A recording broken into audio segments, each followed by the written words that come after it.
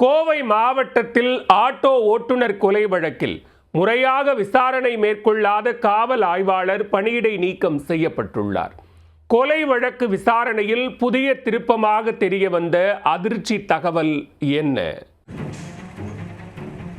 கோயம்புத்தூர் மாவட்டம் மலுமிச்சம்பட்டி அருகே ஜெயராமன் என்பவரை 2 மாதங்களுக்கு முன்பு அடித்து கொலை செய்து கிணற்றில் வீசிவிட்டதாக 2 பேர் செட்டிப்பாளையம் காவல் நிலையத்தில் சரணடைந்தனர்.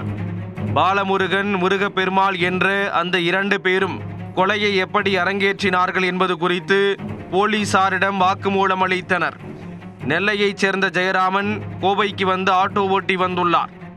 இவரும் சரணடைந்த பாலமுருகன், முருகப்பெருமாள் ஆகியோரும் நண்பர்களாக இருந்து வந்துள்ளனர்.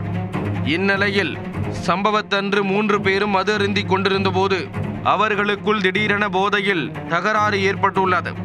இதனால் போதை வெறியிலிருந்த முருகப்பெருமாள் ஜெயராமனை அடித்ததில் சம்பவ இடத்திலேயே அவர் உயிரிழந்து விட்டதாக கூறியுள்ளனர். அதன் பின் இருவரும் ஜெயராமனின் உடலில் கல்லை கட்டி அருகிலிருந்த தனியார் தோட்டத்து கிணற்றில் வீசிவிட்டு தப்பிவிட்டதாக வாக்குமூலம் அளித்தனர்.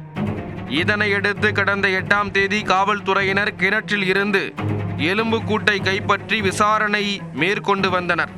2 மாதங்களுக்கு பிறகு எந்த நெருக்கடியும் இல்லாத சூழலில் தாமாக முன்வந்து அவர்கள் கொலையை ஒப்புக்கொண்டது ஏன் என போலீசாருக்கு சந்தேகம் எழுந்தது. இதையடுத்து அவர்கள் இருவரிடமும் துருவி விசாரித்த போது சில திடுக்கிடும் உண்மைகள் வெளிச்சத்துக்கு வந்தன. கிடுக்குப்பிடி விசாரணையில் இவர்கள் இருவரும் கொலைக்கு உடந்தையாக இருந்தவர்கள் என்பதும் உண்மையான கொலையாளிகள் நியூட்டன் பெனிட்டோ என்பதும் தெரிய வந்தது. ஜெயராமன் சொந்தமாக ஆட்டோ வாங்குவதற்கு நியூட்டன் பெனிட்டோ உட்பட சில நண்பர்கள் தனியார் நிறுவனம் மூலம் வாகன கடன் பெற உதவி புரிந்துள்ளனர். அதன் பிறகு ஆட்டோ கடனை ஜெயராமன் சரிவர செலுத்தவில்லை என கூறப்படுகிறது. இதனால் ஆத்திரத்தில் இருந்த நியூட்டன் மற்றும் பெனிட்டோ ஜெயராமனை திட்டம் போட்டு கொலை செய்திருப்பது விசாரணையில் தெரிய வந்தது.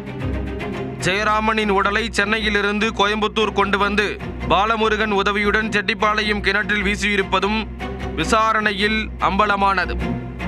இதனையடுத்து கொலை செய்த இருவர், அதற்கு உடந்தையாக இருந்த இருவர் என 4 பேரையும் செட்டிப்பாளையம் போலீசார் கைது செய்தனர். இந்த வழக்கில் முறையாக விசாரணை மேற்கொள்ளாமல் அஜாக்கிரதையாக செயல்பட்ட சூலூர் காவல் நிலைய சர்க்கிள் இன்ஸ்பெக்டர் லெனின் அப்பாதுரையை கோவை சரக டிஐஜி சசிமோகன் பணியிடை நீக்கம் செய்து உத்தரவிட்டுள்ளார். மேலும் அவர் மேற்கொண்ட விசாரணைகள் முறையாக இருக்கின்றதா என்பது குறித்து டிஎஸ்பி தலைமையிலான குழுவினர் மறு விசாரணை மேற்கொண்டு வருகின்றனர். மேலும் கொலையாளிகளுக்கு ஆதரவாக ஆய்வாளர் லெனின் அப்பாதுரை செயல்பட்டாரா என்ற கோணத்திலும் டிஎஸ்பி தலைமையிலான தனிப்படை போலீசார் விசாரணை மேற்கொண்டு வருகின்றனர்.